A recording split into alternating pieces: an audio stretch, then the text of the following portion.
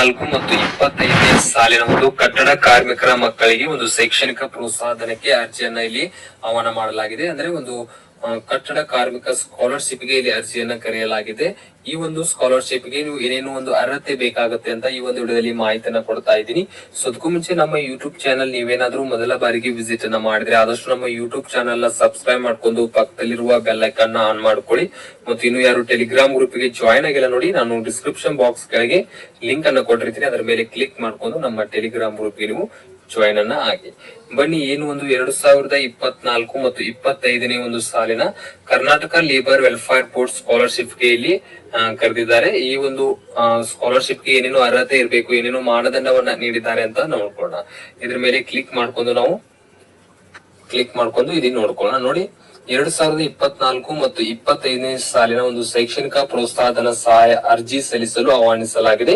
ಮಾಹಿತಿಗಾಗಿ ಇಲ್ಲಿ ಕ್ಲಿಕ್ ಮಾಡಿ ಅಂತ ಅವರ ಒಂದು ಅಧಿಕೃತ ವೆಬ್ಸೈಟ್ ನಲ್ಲಿ ಬಂದಿದೆ. ಈ ಒಂದು ವೆಬ್ಸೈಟ್ ಅವರ ಅಧಿಕೃತ ವೆಬ್ಸೈಟ್ ನಲ್ಲಿ ಈ ಒಂದು PDF ನ ನಾವು ಏನೇನು ಮಾಹಿತಿಯನ್ನ ಕೊಟ್ಟಿದ್ದಾರೆ ಅಂತ ನೋಡ್ಕೊಳ್ಳೋಣ. ಅದರ ಜೊತೆಗೆ ಯಾವ ರೀತಿಯಾಗಿ ಅಪ್ಲೈ ಮಾಡ್ಬೇಕಂತ ನಾನು ನೆಕ್ಸ್ಟ್ ಒಂದು ವಿಡಿಯೋ ಮಾಡ್ತೀನಿ. ಸದ್ಯಕ್ಕೆ ಈಗ ಒಂದು ಅರ್ಹತೆಯನ್ನ ತಿಳ್ಕೊಳ್ಳೋಣ. ಈ ಒಂದು PDF ನಾವು ಡೌನ್ಲೋಡ್ ಮಾಡ್ಕೊಳ್ಳೋಣ. ನೋಡಿ, ಈ ರೀತಿಯಾಗಿ ಈ PDF ಇಲ್ಲಿ ನೀವು ನೋಡ್ಕೋಬಹುದು. ಒಂದು ಶೈಕ್ಷಣಿಕ ಪ್ರೋತ್ಸಾಹಧನ ಸಹಾಯ ಅರ್ಜಿ ಸಲ್ಲಿಸಲು ಒಂದು ಪಾಲಿಸಬೇಕಾದ ಸೂಚನೆಗಳನ್ನ ಈ ರೀತಿಯಾಗಿ ನೀಡಿದ್ದಾರೆ. ನೋಡಿ, ಮೊದಲನೇದಾಗಿ ಒಂದು ಏನು ಅರ್ಹತೆ ಇದೆ ಅಂತ ನೋಡ್ಕೊಳ್ಳೋದಾದ್ರೆ, ಒಂದು ಕುಟುಂಬದಿಂದ ಒಬ್ಬ ವಿದ್ಯಾರ್ಥಿಗೆ ಮಾತ್ರ ಶೈಕ್ಷಣಿಕ ಪ್ರೋತ್ಸಾಹಧನ ಸಹಾಯಕ್ಕಾಗಿ ಅರ್ಜಿ ಸಲ್ಲಿಸಲು ಅವಕಾಶವಿರುತ್ತದೆ. ಒಂದಕ್ಕಿಂತ ಹೆಚ್ಚು ಅರ್ಜಿಗಳನ್ನು ಇಲ್ಲಿ ತಿರಸ್ಕರಿಸಲಾಗುವುದು ಅಂತ ಹೇಳ್ತಾ ಇದ್ದಾರೆ. ಏನೊಂದು ಲೇಬರ್ ಕಾರ್ಡ್ ಇರುತ್ತೆ ನಿಮ್ಮ ಪೇರೆಂಟ್ಸ್, ಅದರಲ್ಲಿ ಒಬ್ಬ ಅಭ್ಯರ್ಥಿಗೆ ಮಾತ್ರ ಇದು ಎಲಿಜಿಬಲ್ ಆಗಿರುತ್ತೆ. ಒಬ್ಬ ಅಭ್ಯರ್ಥಿಗಳು ಮಾತ್ರ ಇಲ್ಲಿ ಒಂದು ಶೈಕ್ಷಣಿಕ ಪ್ರೋತ್ಸಾಹನ ಪಡೆದುಕೊಳ್ಬಹುದು. ನೀವು 2 ಅಭ್ಯರ್ಥಿಗಳು ಹಾಕಿದ್ರೆ ಇಲ್ಲಿ ನಿಮಗೆ ಅರ್ಜಿಯನ್ನ ಇಲ್ಲಿ ರಿಜೆಕ್ಟ್ ಮಾಡ್ತಾರಂತ ಮಾಹಿತಿಯನ್ನ ಕೊಟ್ಟಿದ್ದಾರೆ. ಸೆಕೆಂಡ್ ಒನ್ ಇದೆ ನೋಡ್ಕೊಳ್ಳೋಣ. ನೋಡಿ, ಪಾಸ್ಬುಕ್ ಜೆರಾಕ್ಸ್ ಪ್ರತಿ ಲಗತ್ತಿಸುವಾಗ ಅಕೌಂಟ್ ನಂಬರ್ ಮತ್ತು IFSC ಕೋಡ್ ಸ್ಪಷ್ಟವಾಗಿ ಕಾಣುವಂತಿರಬೇಕು. ತಪ್ಪಿದ್ದಲ್ಲಿ ಅಂತ ಅರ್ಜಿಗಳನ್ನು ತಿರಸ್ಕರಿಸಲಾಗುವುದು ಅಂತ ಹೇಳ್ತಾ ಇದ್ದಾರೆ. ಅಂದ್ರೆ ಏನೊಂದು ಅಪ್ಲಿಕೇಶನ್ ಆಗ್ತಿರ್ತಲ್ಲ, ಒಂದು ಲೇಬರ್ ಕಾರ್ಡ್ ಸ್ಕಾಲರ್ಶಿಪ್ ಆಗ್ತಿರ್ತಲ್ಲ, ಆ ಒಂದು ಸ್ಕಾಲರ್ಶಿಪ್ ನಲ್ಲಿ ನೀವು ಡಾಕ್ಯುಮೆಂಟ್ ನ ಅಪ್ಲೋಡ್ ಮಾಡ್ಬೇಕಾಗತ್ತೆ. ಈ ಒಂದು ಬ್ಯಾಂಕ್ ಡೀಟೇಲ್ಸ್ ನೀವು ಕರೆಕ್ಟ್ ಆಗಿ ಕ್ಲಿಯರ್ ಆಗಿ ಅಪ್ಲೋಡ್ ಮಾಡ್ಬೇಕು. ಏನಾದ್ರೂ ಕರೆಕ್ಟ್ ಆಗಿ ಅಲ್ಲಿ ಅಪ್ಲೋಡ್ ಅನ್ನ ಮಾಡಿಲ್ಲ ಅಂದ್ರೆ ನಿಮ್ಮ ಒಂದು ಅಪ್ಲಿಕೇಶನ್ ತಿರಸ್ಕರಿಸಲಾಗುವುದು ಅಂತ ಇಲ್ಲಿ ಮಾಹಿತಿಯನ್ನ ಕೊಟ್ಟಿದ್ದಾರೆ. ಥರ್ಡ್ ಒನ್ ನೋಡೋದಾದ್ರೆ, ನೋಡಿ, ಥರ್ಡ್ ಒನ್ SSLC ಮತ್ತು PUC ಅಂಕಪಟ್ಟಿಯಲ್ಲಿನ ವಿವರಗಳು ಸ್ಪಷ್ಟವಾಗಿ ಕಾಣುವಂತಿರಬೇಕು. ತಪ್ಪಿದ್ದಲ್ಲಿ ಅಂತ ಅರ್ಜಿಗಳನ್ನು ಇಲ್ಲಿ ತಿರಸ್ಕರಿಸಲಾಗುತ್ತೆ ಅಂತ ಮಾಹಿತಿನ ಕೊಟ್ಟಿದ್ದಾರೆ. ಅಂದ್ರೆ ನೀವು ಒಂದು SSLC ಮತ್ತು PUC ಡೀಟೇಲ್ಸ್ ಕರೆಕ್ಟ್ ಆಗಿ ಇಲ್ಲಿ ಡೀಟೇಲ್ಸ್ ನೀಡಬೇಕಂತ ಮಾಹಿತಿಯನ್ನು ಕೊಟ್ಟಿದ್ದಾರೆ. ನೋಡಿ, ಫೋರ್ತ್ ಅನ್ನು ಪದವಿ ಮತ್ತು ಸ್ನಾತಕೋತ್ತರ ಮತ್ತು ಇಂಜಿನಿಯರಿಂಗ್ ಮೆಡಿಕಲ್ ವಿದ್ಯಾರ್ಥಿಗಳ ಅಂಕಪಟ್ಟಿಗಳ ವಿವರಗಳು ಸ್ಪಷ್ಟವಾಗಿ ಕಾಣುವಂತಿರಬೇಕು ಮತ್ತು ಇಂದಿನ 2 ಸೆಮಿಸ್ಟರ್ಗಳ ಅಂಕಪಟ್ಟಿಯನ್ನು ಕಡ್ಡಾಯವಾಗಿ ಅಪ್ಲೋಡ್ ಮಾಡಬೇಕು. ತಪ್ಪಿದಲ್ಲಿ ಅಂತ ಅರ್ಜಿಗಳನ್ನು ಇಲ್ಲಿ ರಿಜೆಕ್ಟ್ ಮಾಡ್ತಾರಂತೆ. ಈ ರೀತಿ ಮಾಹಿತಿಯನ್ನು ಕೊಟ್ಟಿದ್ದಾರೆ. ನೋಡಿ, ಏನು ಅರ್ಜಿ ಸಲ್ಲಿಸುವಾಗ ನೀವು ಕರೆಕ್ಟ್ ಆಗಿ ಫಿಲ್ ಮಾಡ್ಬೇಕಾಗತ್ತೆ, ಇಲ್ಲಕ್ಕೆ ನೀವು ಅಪ್ಲಿಕೇಶನ್ ರಿಜೆಕ್ಟ್ ಮಾಡ್ತಾರೆ. ಮತ್ತು ವಿದ್ಯಾರ್ಥಿ ತಂದೆ ತಾಯಿ ಈ 3 ಜನರ ಆಧಾರ್ ಕಾರ್ಡ್ ಕಡ್ಡಾಯವಾಗಿ ಅಪ್ಲೋಡ್ ಮಾಡಬೇಕು. ಆಧಾರ್ ಸಂಖ್ಯೆ ತಪ್ಪಾಗಿ ನಮೂದಿಸಿದಲ್ಲಿ ಅಥವಾ ತಪ್ಪಾಗಿ PDF ಅಪ್ಲೋಡ್ ಮಾಡಿದಲ್ಲಿ ಅಂತ ಅರ್ಜಿಗಳನ್ನು ತಿರಸ್ಕರಿಸಲಾಗುವುದು ಅಂತ ಹೇಳ್ತಾ ಇದ್ದಾರೆ. ಈ ಎಲ್ಲಾ ಮಾಹಿತಿ ಒಂದು ಅಪ್ಲಿಕೇಶನ್ ಫಾರ್ಮ್ ಗೆ ಸಂಬಂಧಪಟ್ಟಾಗೆ ಮಾಹಿತಿಯನ್ನ ಕೊಟ್ಟಿದ್ದಾರೆ.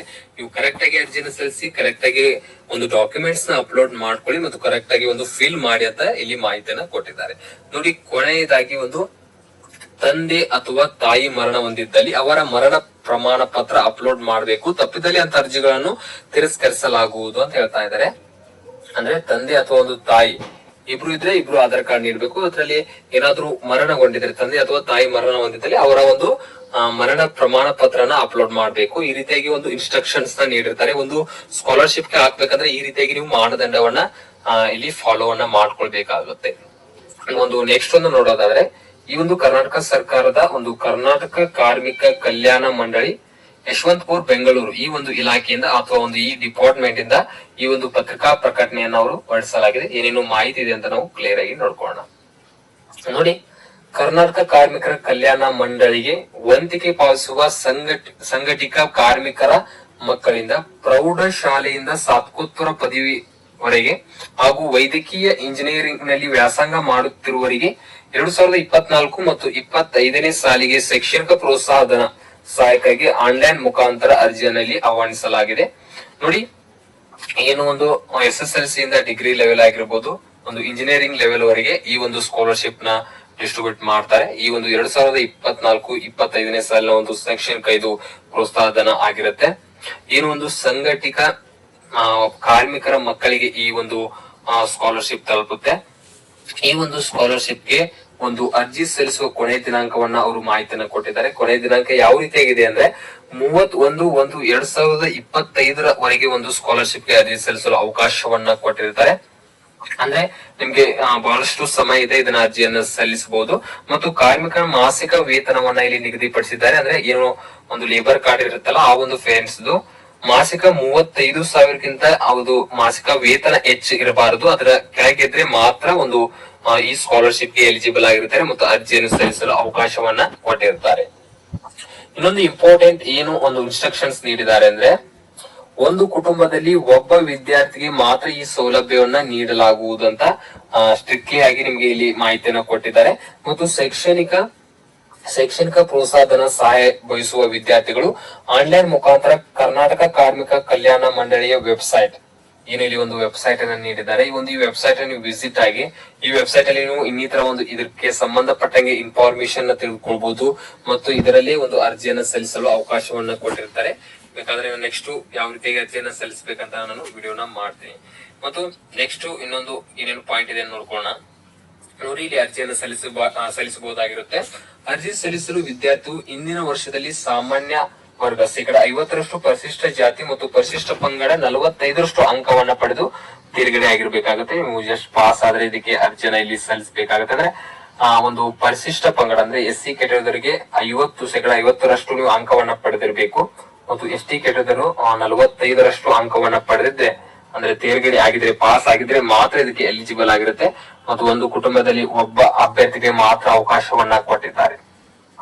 ನೋಡಿ, ಹೆಚ್ಚಿನ ಮಾಹಿತಿಯಾಗಿ ಕರ್ನಾಟಕ ಕಾರ್ಮಿಕರ ಕಲ್ಯಾಣ ಮಂಡಳಿ, ಕಾರ್ಮಿಕರ ಕಲ್ಯಾಣ ಭವನ ಮತ್ತು ಅದಕ್ಕೆ ಸಂಬಂಧಪಟ್ಟಂಗೆ ಅಡ್ರೆಸ್ ನೀಡಿದ್ದಾರೆ. ಆ ಒಂದು ಆಫೀಸ್ಗೆ ಸಂಬಂಧಪಟ್ಟಂಗೆ ಬೆಂಗಳೂರಲ್ಲಿ ಖುದ್ದಾಗಿ ನೀವು ದೂರವಾಣಿ ಸಂಖ್ಯೆಯನ್ನು ನೀಡಿದ್ದಾರೆ. ನಿಮ್ಗೆ ಏನಾದ್ರು ಡೌಟ್ಸ್ ಇದ್ರೆ ಒಂದು ಈ ಸ್ಕಾಲರ್ಶಿಪ್ ಗೆ ಸಂಬಂಧಪಟ್ಟಂಗೆ ಏನಾದ್ರು ಡೌಟ್ಸ್ ಇದ್ರೆ ಇಷ್ಟು ನಂಬರ್ಸ್ ಗಳನ್ನ ನೀಡಿದ್ದಾರೆ. ಒಂದು ದೂರವಾಣಿ ಸಂಖ್ಯೆಯನ್ನ ಇವರಿಗೆ ಸಂಪರ್ಕ ಮಾಡಿ ನೀವು ಎಲ್ಲಾ ಮಾಹಿತಿಯನ್ನ ತಿಳ್ಕೊಳ್ಬಹುದು. ಏನೇನು ಒಂದು ಅರ್ಹತೆ ಆಗಿರ್ಬೋದು, ಏನಕ್ಕೆ ಎಲಿಜಿಬಲ್ ಬೇಕಾಗುತ್ತೆ, ಎಲ್ಲಾ ಮಾಹಿತಿ ಈ ಒಂದು ನಂಬರ್ಸ್ ಫೋನ್ ಕಾಲ್ ಮಾಡಿ ನೀವು ಇನ್ನಿತರ ಒಂದು ಇದನ್ನ ಕೇಳಬಹುದು, ಏನು ಒಂದು ಪ್ರಾಬ್ಲಮ್ಸ್ ನ ಕೇಳಬಹುದು.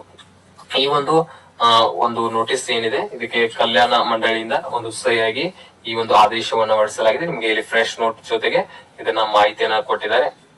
ಈ ರೀತಿಯಾಗಿ ಏನು ಒಂದು ಶೈಕ್ಷಣಿಕ ಪ್ರೋತ್ಸಾಹಧನ ಅಂದ್ರೆ ಕಟ್ಟಡ ಕಾರ್ಮಿಕರ ಮಕ್ಕಳಿಗೆ ಒಂದು ಈ ಶೈಕ್ಷಣಿಕ ಪ್ರೋತ್ಸಾಹಧನ ನೀಡ್ತಾ ಇದ್ದಾರೆ. ಇಲ್ಲಿ ಪಾಲಿಸಬೇಕಾದ ಸೂಚನೆ ಏನಿದಾವೆ ಇವನು ಕಡ್ಡಾಯವಾಗಿ ಪಾಲಿಸಬೇಕಾಗುತ್ತೆ. ಕರೆಕ್ಟ್ ಆಗಿ ನೀವು ಅಪ್ಲಿಕೇಶನ್ ಫಾರ್ಮ್ ನ ಫಿಲ್ ಮಾಡಬೇಕಾಗುತ್ತೆ. ಸ್ಟೆಪ್ ಬೈ ಸ್ಟೆಪ್ ನೀವು ಅಪ್ಲಿಕೇಶನ್